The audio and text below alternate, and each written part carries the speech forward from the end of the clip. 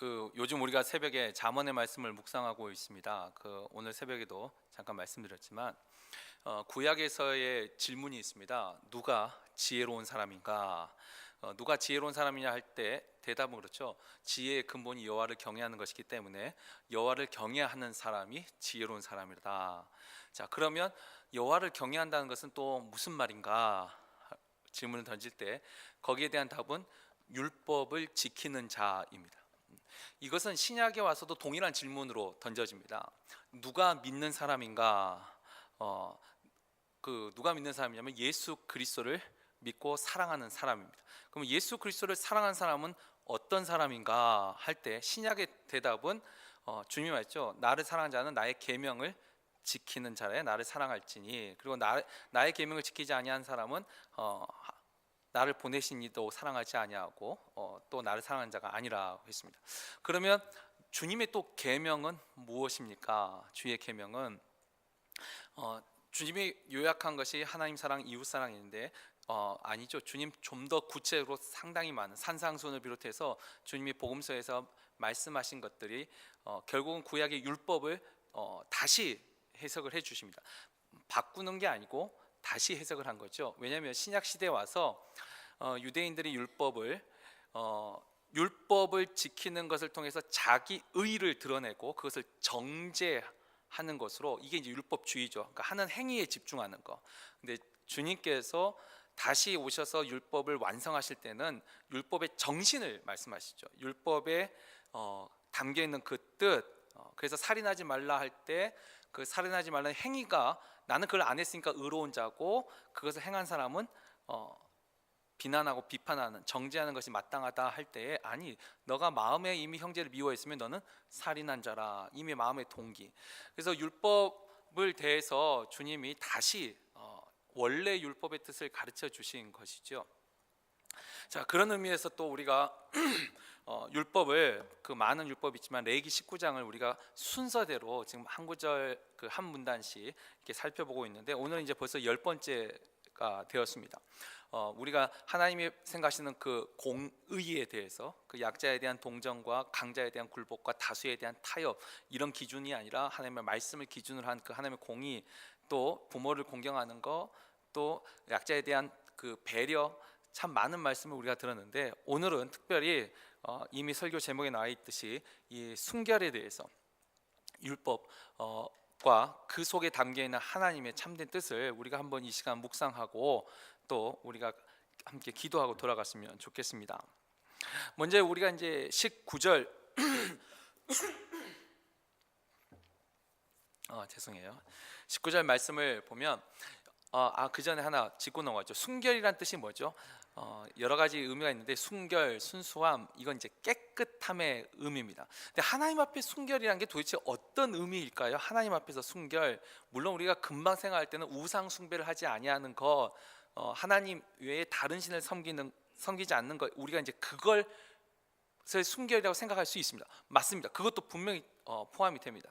그러나 지금 오늘 레위기 19장에 있는 이 말씀은 또 다른 종류의 깨끗함, 또 다른 종류의 순수함과 순결에 대해서 이야기를 하지요. 먼저 우리가 19절에 보면 이 안에는 세 가지 이야기가 들어 있습니다. 이 한 구절 안에 그러니까 너희는 내 규례를 지킬지어다 하고, 첫 번째는 내 가축을 다른 종류와 교미시키지 말며. 너의 가축을 다른 종류와 교미시키지 말라. 이것은 이 하나님의 창조 질서를 지키라는 의미이지요. 다른 종류와 교미시키는 거, 자, 가축으로서는 우리가 잘 아는 노새가 있습니다. 노새는 이 나귀와 말을 이렇게 교미를 시킨 것이죠. 물론 가축은 아니지만 우리가 잘 아는 라이거도 있습니다. 라이거는 이제 사자와 호랑이를 교미를 시켜서 나온 동물이죠. 근데 이 잡종 2세는 지금까지 이 과학으로도 풀리지 않는 수수께끼 하나 있죠. 여러분, 라이거끼리는 생식을 못하는 거 아십니까? 그러니까 사자와 호랑이를 교미를 시켜서 라이거가 태어났는데 같은 방식으로 태어난 라이거 두 마리가 서로 또 교미를 해서 그 다음 진짜 순수 라이거를 낳지 못한다는 거죠. 이게 잡종 2세는 생식이 불능합니다. 근데 아무튼 그래도 첫 세대는 가능한 거죠. 지금 이 첫 번째 구절의 말은 내 가축을 다른 종류와 교미시키지 말라. 이것은 하나님의 창조 질서를 지키라라는 거죠. 섞지 말라는 것이죠. 그다음에 두 번째 말씀은 내 밭에 두 종자를 섞어 뿌리지 말라. 이 밭에 두 종자를 이게 섞어서 뿌리는 거 이것이 왜 이 순결과 그 말씀의 이 순결, 그러니까 믿음의 하나님 앞에 순결과 왜 연관이 있을까? 근데 사실 여기는 그 당시 시대적 배경, 이 역사적 지식이 좀 필요합니다. 이 율법을 주어졌을 때 가나안 땅에는 어떤 풍습이 있었냐면 두 종자를 섞어서 뿌리면 풍년을 가져다 준다는 이 가나안의 이 미신적인 풍습이 있었습니다. 이것은 기록으로도 지금 남아 있죠. 그래서 이 가나안 땅에서 두 종자를 섞어 가지고 풍년을 기원하는 것이 이것이 하나의 그 신앙의 행위로 있었기 때문에 아마 하나님은 이 부분을 지적하신 것 같아요. 너희는 두 종자를 섞어서 뿌리지 말라. 일단 혼합 자체를 하나님은 싫어하시는데, 그것을 혼합 자체를 싫어하시는데 하나님이 정하신 그 질서 안에서 순결함과 순수함, 깨끗함을 지키는 걸 하나님은 일단 좋아하시는데, 이 두 번째는 그 당시 가나안 풍습과도 연관이 있습니다. 그다음에 세 번째 말은 두 재료로 직조한 옷을 입지 말지며, 그러니까 두 가지 재료, 예를 들면 가죽하고 어떤 천하고 같이 섞어서 만든 옷을 입지 말라라는 것인데, 사실 이 세 번째에 대해서는 아직 우리가 모릅니다. 왜냐하면 여기에 대해서 남아있는 근거가 없습니다. 왜 두 종류로 직조한, 그러니까 만든 두 가지 재료로 만든 옷을 하나님이 왜 입지 말라고 했는지 다른 어떤 문헌이나 그 당시 성경 위에 기록에서도 이걸 우리가 찾기가 아직 모르겠어요. 아직은 못 찾은 것 같아요. 어려워서 왜 그러는지는 알지 못하지만 그냥 우리가 이제 학자들은 추측하기를 이렇게 추측합니다. 이제 과거 이 직물의 재료가 한정되어 있는 당시대 어떤 그 실제 생활에 근거한 하나님의 명령, 아까 그 밭에 두 종자를 뿌리지 말라는 것처럼 이것은 가나안의 풍습이었으니까 그것과 구별된 그래서 하나님을 믿는 백성은 원래 율법이 가진 특징이 뭐냐면 구별된 것이죠. 다른 거거든요. 그러니까 다른 세상에서 하는 것과 다른 것을 하는 것이 하나님의 백성들, 아마 이런 차원에서 두 재료로 직조한 옷을 입지 말라. 아마 하나님을 믿는 백성으로서는 그래서 주로 이제 그 세마포를 비롯해서 하나님께 예식을 할 때도 통짜로 짜는 옷들, 하나의 재료로 만든 그 옷들을 유대인들은 주로 입었는데, 아무튼 이것 또한 구별됨의 하나의 특징으로 하나님이 주셨을 것이다라고 우리가 이제 추측을 합니다. 요컨대 이 19절에는 지금 세 가지 종류만 나와 있는데, 제가 전에도 말씀드렸습니다. 이 세 가지는 성경에 나왔으니까 이건 하면 안 되는 거고 나머지는 안 나왔으니까 해도 좋다. 이런 것은 이게 이제 율법주의로 가는 거죠. 율법의 참된 정신. 그러니까 진짜는 이 말씀 속에 있는 하나님이 원하는 순결, 하나님이 원하신 게 진짜 무엇인가 그걸 알아야 되겠죠. 뭐 이것 말고도 남자는 여자 옷을 입지 말고 여자는 남자 옷을 입지 말라는 율법도 있습니다. 근데 이런 거 빼놓고는 뭐 다른 거 다 해도 좋다 이건 아니죠. 이 속에 있는 진짜 정신은 뭘까요? 결국 우리가 레위기 19장에서 하나님 앞에 우리가 순결하다, 하나님 앞에 깨끗하다, 하나님 앞에 순수하다 할 때에 우리는 이것을 하나님의 말씀에 순종하는 삶, 그러니까 말씀을 있는 그대로 순종하는 것. 그렇죠. 여기에 왜 두 종자를 섞어 뿌리면 안 되죠? 왜 두 종류로 직조한 옷을 입지 않으면 안 되죠? 어찌 보면 그게 의심인데 하나님이 말씀하신 거죠. 그 말씀에 순종하는 삶, 그리고 또 하나 세상과 구별된 삶. 그러니까 세상과 구별되는데 하나님이 말씀하신 그것을 있는 그대로 받아들이는 것, 그것이 하나님 앞에 순결한 삶이라는 것입니다. 반대는 이거죠. 세상과 벗된, 세상과 타협한 삶이죠. 그러니까 세상에서 통행하는 그 방식, 그거 한 발은 세상, 한 발은 뭐 교회, 이런 식으로 이렇게 섞여 있는 거, 요한계시록의 표현을 하자면 미지근한 물이죠. 섞여 있는 거, 하나님 앞에 그것이 순결하지 못하다라는 것입니다. 그러니까 우리가 말씀을 순종할 때도 이게 하나님의 말씀이다. 그러면 순종하면 그것이 깨끗한 마음인데 왜요?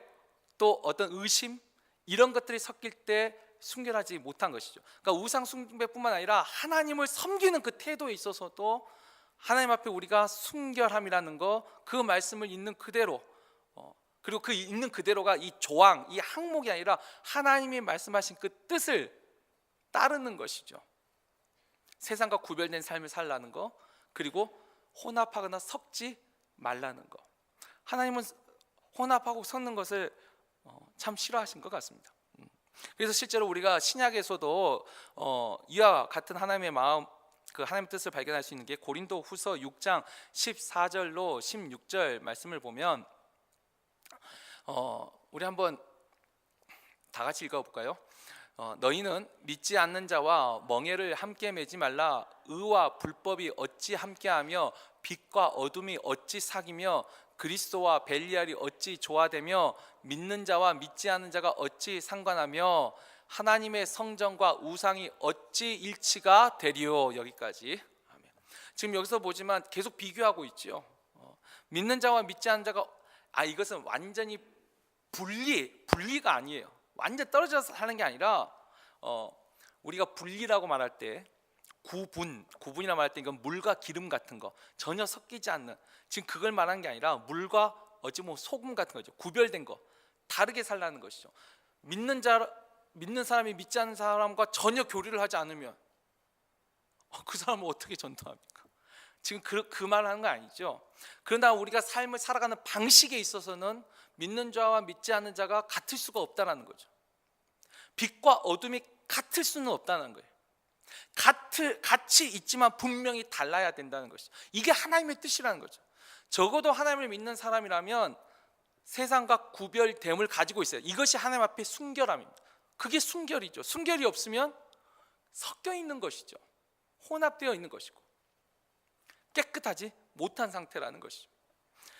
이 율법이나 이 사도 바울의 이 말이나 신약에서나 이 동일하게 하나님이 좋아하시는 거, 이게 진짜 정신이죠. 하나님은 순결한 걸 좋아하신다는 거예요. 순수한 믿음을 좋아하시는 거죠. 거기에 의심이 섞여 있는 거 좋아하시지 않습니다. 이제 다시 본문으로 돌아가서 이제 20절부터 22절은 또 다른 종류의 순결에 대해서 말을 합니다. 아까 우상 숭배를 하지 않는 하나님 한 분만 섬기는 그 깨끗함, 또 하나님을 섬길 때 그 말씀에 순종하는, 하나님의 말씀하신 그것을 세상과 구별된 그 명령에 순종하는 것, 이게 또 순결이고, 또 하나 하나님 앞에 하나님이 기뻐하신 순결이 있는데 가장 우리가 또 일반적으로 잘 아는 게 바로 성적 순결입니다. 지금 사실 레위기 19장에 나와 있는 20절부터 22절 말씀은 성적 순결과 함께 이 노예에 대한 자비가 같이 두 가지가 섞여 있습니다. 근데 먼저 이 성적 순결을 얘기하자면 오늘 이 레위기 19장에서 다루고 있는 한 가지 예입니다. 이거 example이죠. 사건은 정혼한 어떤 여종, 그러니까 이미 다른 사람과 정혼을 한 여종을 누군가가 어떤 사람이 성관계를 가지면, 그 사람을 건드리면 이것이 뭐예요? 분명히 책망을 받을 일이라. 그 밑에 22절을 보면은 제사장은 그가 범한 죄를 위하여, 이것을 분명히 죄라고 말하고 있습니다. 이것이 하나의 이그젠플이죠. 여종과의 그 다른 정혼한, 그것도 정혼한 여종과의 성관계, 분명히 죄라고 말하고 있습니다. 사실 이 순결에 있어서는 이 레위기 19장보다 더 구체적으로 나온 것이 바로 앞에 있는 18장이죠. 레위기 18장은 거의 이 성적 순결에 대해서만 전체를 다 말하고 있습니다. 그리고 신명기 22장에도 이 성적 순결에 대해서 아주 구체적으로 말합니다. 뭐 친척부터 심지어 짐승과의 어떤 성관계까지. 자, 그런데 우리가 그 중에 이제 하나만 또 보자면 신명기 7장 3절 4절을 한번 보죠. 이 성적 순결은 육체적인 순결뿐만 아니라 또 거기에 이제 또 다른 의미가 하나 있었는데, 자, 여기 신명기 7장 말씀을 보면, 자, 또 그들과 혼인하지도 말지니 내 딸을 그들의 아들에게 주지 말 것이요 그들의 딸도 내 며느리로 삼지 말 것은, 그가 내 아들을 유혹하여 그가 여호와를 떠나 다른 신들을 섬기게 함으로 여호와께서 너희에게 진노하사 갑자기 너희를 멸하실 것임이니라. 이 성적 순결은 아까 했죠. 우리가 생각하는 비윤리적인, 그러니까 불륜에 따른 이 성적 그 타락뿐만 아니라 이방 여자와의 결혼, 이게 정상적인 결혼일지라도 그저 믿지 아니하는 이방 여자의 결혼에 있어서는 율법이 경고를 하고 있습니다. 근데 이유는 분명하죠. 무조건 이방 여자와 결혼하지 말라는 건 아니에요. 이것을 무조건으로 보게 되면 이게 율법주의. 그래서 모세가 그 미디안 여자와 결혼할 때 그 형과 누나가 모세를 비난할 때 이게 율법주의죠. 근데 하나님이 말하는 진짜 정신은 뭐냐면 하나님을 알지 못하는 이방 여인과의 결혼을 금지한 거였죠. 오히려 그렇기 때문에 모세는 그 구스 여자하고 결혼할 때도, 미디안이 아니고 구스죠. 원래 첫 결혼한 사람도 미디안 여자고 다 이방 여자하고 모세는 결혼을 했어요. 그러나 하나님은 그것을 죄라고 하지는 않았습니다. 왜냐하면 두 여인이 다 하나님을 섬겼기 때문이죠. 아무튼 이와 같은 영적 순결을 포함해서 이 성적 순결을 하나님이 굉장히 중요시 여겼습니다.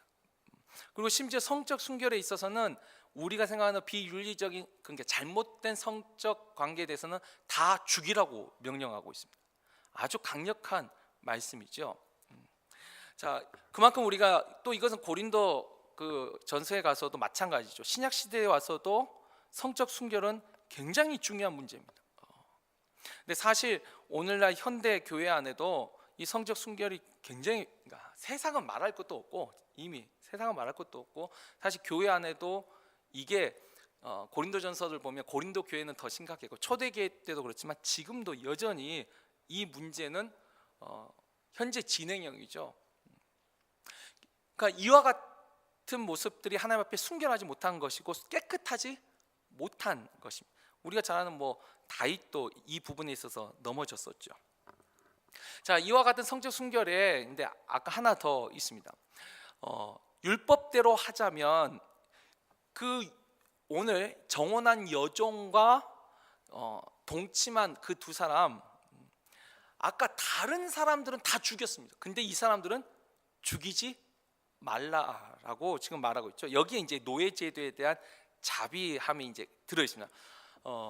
사실 이 노예제도에 대한 자비도 다른 세상의 법과, 그 당시 세상의 법과 비교해 보면 이게 얼마나 하나님의 율법이 파격적인지 우리가 알 수가 있습니다. 왜냐하면 그 당시의 노예제도, 그러니까 주종 관계에서 종은 사람이 아니죠. 거긴 재산입니다.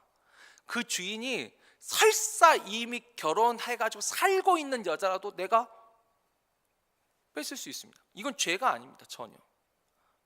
주인의 재산이기 때문이죠. 그 당시의 그 시대적 배경 하에서 본다면 이 죄가 아니라 할 수 있습니다. 얼마든지 건드릴 수 있습니다. 그러나 율법은 그걸 죄라고 말했습니다. 근데 또 하나, 그러나 그 여종은 거부할 수 없는 것이죠. 종이기 때문에 거기에 자비가 있죠. 다른 동등한 자유인이라면 이런 관계를 발견하면 다 죽이라고 했습니다. 신명기 22장의 말씀은 이와 같은 성적 타락은 다 죽이라고. 그러나 그 여종이 어쩔 수 없음을 또 율법은 보호하고 있지요. 죽이지는 말라고. 그리고 오히려 뭐죠? 그 죄를 지은 것을 남자에게, 그 주인에게 탓을 묻죠. 그래서 그 주인이 속건제를 드리고 하나님 앞에 용서를 해야 된다는 것입니다. 그러니까 이 두 가지, 그 당시 시대적 배경 속에서 율법이 그래도 그 사회 질서, 그래서 우리가 성경을 잘못 해석을 하게 되면 성경도 노예 제도를 인정한다, 아니요, 그 당시 시대 배경 속에서 이해할 필요가 있습니다. 그 시대 상황 속에서도 노예에 대한 이런 자비를 가지고 있었다는 게 이게 더 놀라운 것이죠. 말씀을 이제 정리를 합니다. 우리가 하나님 앞에 순결하다, 하나님 앞에 깨끗하다라고 말할 때 나는 절에 가지 않습니다. 나는 이슬람 사원에 가지 않습니다. 나는 무당을 찾아가지 않습니다. 나는 우상 숭배를 하지 않습니다. 이것만으로 하나님 앞에 순결하다, 물론 이것도 분명히 순결의 한 요소라고 제가 말씀을 드렸습니다. 그러나 하나님 율법을 통해서 우리에게 좀 더 구체적인 걸 요구하시죠. 그러나 다른 데 가지 않고 하나님을 섬긴다고 하면서도 제가 오늘 새벽에 잠언을 설교할 때도 말씀을 드렸지만 우리가 하나님의 말씀을 제대로 모르면 어떻게 된다고요? 내가 믿고 싶은 것만 믿을 수 있습니다. 그러니까 말씀을 제대로 배우고 익히지 않으면 듣고 싶은 것만 들리고 믿고 싶은 것만 믿게 돼요. 그래서 마태, 마가, 누가, 요한 다음에 내가 복음을 하나 더 만든다 했죠. 그러니까 하나님의 말씀이 있는데 그 중에 내가 원하는 것만 편집하는 거죠. 두 번째는 이것 아니면 또 두 번째는 뭐냐면 내가 믿고 싶은 대로 믿습니다. 그러니까 하나님의 말씀한 것 중에 내가 좋아하는 것만 취하는 게 아니라 이제는 내가 믿고 싶은 대로 하나님은 이렇게 해야지 하나님이야. 하나님은 이렇게 이게 십계명의 제2계명이 말하고 있는 거죠. 내가 디자인한 하나님, 내가 믿고 싶은 하나님만을 믿게 되는 거죠. 그러니까 말씀을 정확하게 알지 못할 때 우리가 이 두 가지 이걸 좌로나 우로나 치우친다고 저는 말할 수 있다고 생각합니다. 왜곡하는 거죠. 내가 믿고 싶고 내가 듣고 싶은 것만 듣고 그다음 내가 믿고 싶은 대로만 믿으려고 하는 거. 하나님은 우리에게 나만을 섬긴다는 그 순간이 아니라 나를 섬길 때에도 나의 그 말에 하나님의 말씀에 순종하고 정말 이건 하나님의 말씀이니까 그리고 그 하나님의 말씀을 어떻게 자기 의를 드러내고 남을 정죄하는 그 율법주의가 아니라 하나님이 원하시는 진짜 그 참뜻 율법의 정신 그것을 내가 깨닫고 하나님의 말씀을 지키려 하는 그것을 하나님은 또한 순결이라고 했어요. 그게 깨끗함이죠. 하나님 앞에 우리가 순결하다 깨끗하다 할 때는 하나님의 말씀을 그렇게 순종하는 거예요. 또 말씀을 이렇게 순종할 뿐만 아니라 내 실질적인 삶 속에서도 성적인 순결을 또한 지키는 것이죠. 젊어서 취한 그 아내를 사랑하고 하나님이 정하신 그 질서 가정이란 테두리 안에서 성적인 즐거움을 하나님 절대 금지하신 게 아니에요. 질서 안에서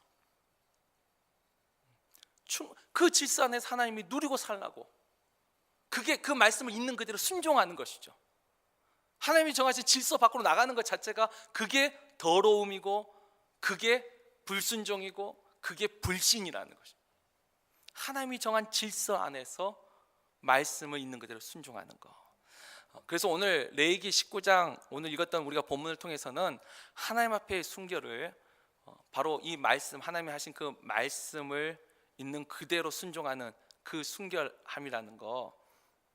또 실제 삶 속에서 우리가 이 육체의 순결을 지키는 것도 하나님 앞에 순결한 것, 귀한 것이라는 것을 이 우상 숭배하지 않은 것과 더불어 하나님 앞에 깨끗한 순결한 신앙 이 율법을 우리가 오늘 기억하고 우리가 주님 만날 때까지 나는 말씀을 순종할 때 내가 믿고 싶은 것만 또는 내가 믿고 싶은 대로만 내가 듣고 싶은 것만 이렇게 듣고 있는지 또는 편집하고 있는지 디자인하고 있는지 하나님이 나의 신앙에 순결함을 주옵소서 깨끗함을 주옵소서.